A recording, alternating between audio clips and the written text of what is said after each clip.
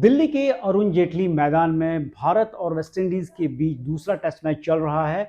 और लगातार जो दिल्ली का जो मैदान है बड़े बड़े इंटरनेशनल मैच होस्ट कर रहा है। और इस वक्त हमारे साथ बातचीत करने के लिए हैं डीडीसी के सेक्रेटरी अशोक शर्मा जी। सर, आपका स्वागत है। धन्यवाद। अ, लगातार देखिए तो एक अब ये दिल्ली का जो स्टेडियम है एक सेंटर में है दिल्ली के। और लगातार हम देख रहे हैं कि लगातार अंतर्राष्ट्रीय मैच है, वो T20 हो, टेस्ट मैच हो, ओडीआई हो, इसमें हो रहे हैं। तो किस तरह से देखते हैं कि भारतीय टीम यहाँ पर खेल रही है और भारतीय टीम एक ट्रांजिशन के स्टेट में है। पहला मैच बड़े मार्जिन से जीती है। तो क्या देखते हैं इस बदलती हुई भारतीय टीम को, क्योंकि काफी नए चेहरे आ गए हैं। मैं आपको बता दूं, दिल्ली में टेस्ट मैच बहुत दिनों बाद हुआ। तो बाकी जगह जैसे टेस्ट मैचों में पब्लिक कम आ रही है, लेकिन दिल्ली की जनता है जो टेस्ट मैच को प्यार करती है। और मेरे को उम्मीद है कि 10 से 15 से 20 हज़ार दर्शक रोज़ यहाँ पर आएंगे। और हमारी जो टिकट्स भी सेल हुई हैं उस हिसाब से मैं आपको बता रहा हूँ। और दूसरा, जैसे आपने बोला है कि बदलती हुई भारत की टीम है। देखो, बदलाव जब भी शुरू होता है ना, तो अच्छे के लिए होता है। टैलेंट हमारे पास डे बाय डे बीसीसीआई का जो रोड मैप है, उसमें जो उन्होंने ब्लॉक बना रखा है नए क्रिकेटरों को, उनको चांस देने के लिए बहुत सी सीरीज होती है। इंडिया ए होती है, चैलेंजर होती है, एक दूसरे के देशों में जाके खेलना होता है। टेस्ट टीम के अंदर और पूरी टीम को एक रैकनिंग के अंदर उन्होंने रख रखा है कि जब बड़े जो हमारे लेजेंड प्लेयर्स हैं, जो आज के टाइम में लेजेंड हो गए, किसी टाइम उनके स्पेक्टर्स हो गए और शिप, और उनको देखने के लिए करोड़ों आदमी उमड़ के आता था। तो कहीं ना कहीं ठहराव होता है जिंदगी का। तो उस ठहराव को नजर नज़रअंदाज करते हुए यंग टैलेंट को आगे बढ़ाना, ये बीसीसीआई का एक मॉडल रूप है जो वो अडॉप्ट करके उसको शुरू कर चुके हैं। जी बिल्कुल। और बदलाव में आप देखते हो, जायसवाल है और भी बहुत से लड़के हैं, मैं नाम नहीं लेना चाहता। उसको आगे लाने के लिए जो भी टीम आती है, तो बदलाव करते हुए वो किसी के ऊपर डिपेंड ना होते हुए अच्छे बच्चों को आगे लाने का जो बीसीसीआई का नज़रिया है, वो इस टाइम उन्होंने शुरू कर रखा है।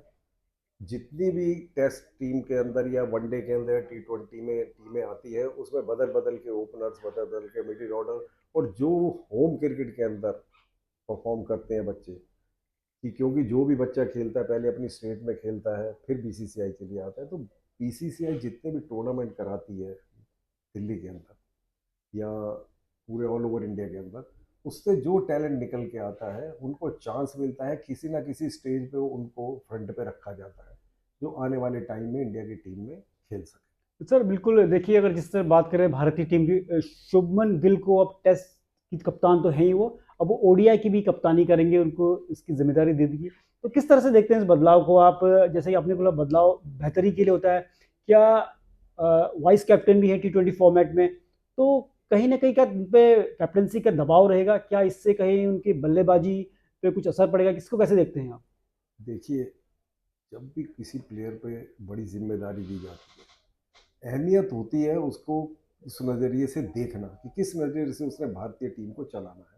और शुभमान गिल पे जब ये जिम्मेदारी दी गई है, तो अभी तक उन्होंने बहुत अच्छे तरीके से निभाई है।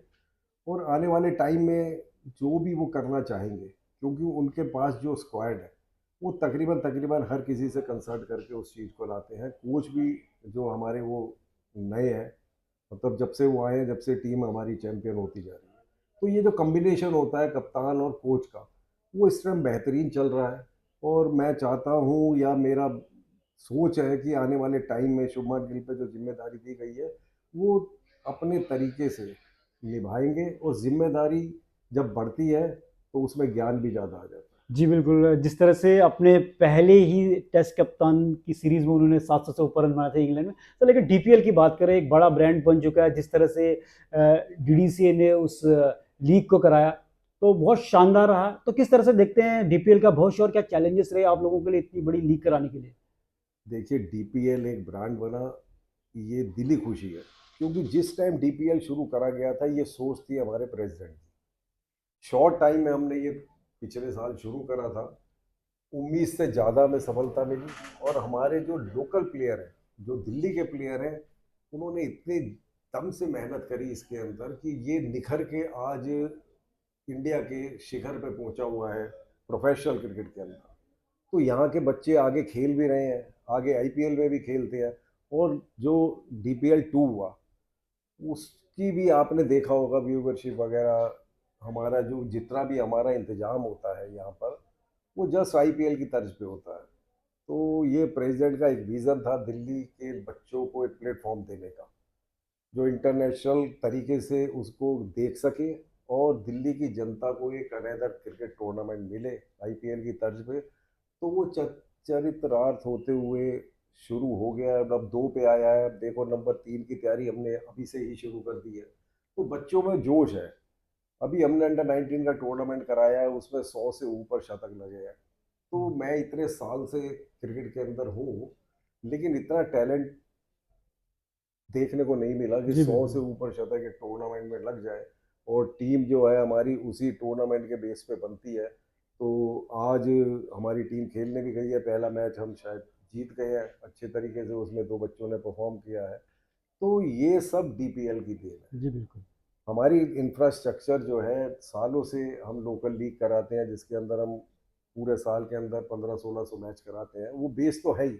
लेकिन DPL एक चार्म हो गया दिल्ली के अंदर जी कि बिल्कुल। इसमें खेलना ही उनका ध्येय हो गया और उसको एक रास्ता बना लिया ऊपर के क्रिकेट में जाने के जी बिल्कुल। लिए। जी, अगर तो देखिए ये जिस तरह से अगर हाँ, अशोक शर्मा जी ने कहा कि वाक़ई में जो दिल्ली प्रीमियर लीग है वो एक माध्यम बन गया है, जो दिल्ली के जो क्रिकेट टैलेंट है उसको आगे लाने को, उसको निखारने का। और जिस तरह से दिल्ली प्रीमियर लीग के 14-15 जो खिलाड़ी थे वो आईपीएल में भी खेले और उन्होंने अपना करिश्मा वहाँ भी दिखाया। और आशा यही करेंगे कि आने वाले समय में ये लीग और आगे बढ़े और ज़्यादा से ज़्यादा क्रिकेटर दिल्ली से निकले और भारत के लिए खेलें। कैमरा पर्सन सौरभ के साथ नारायण सिंह, DD न्यूज़, दिल्ली।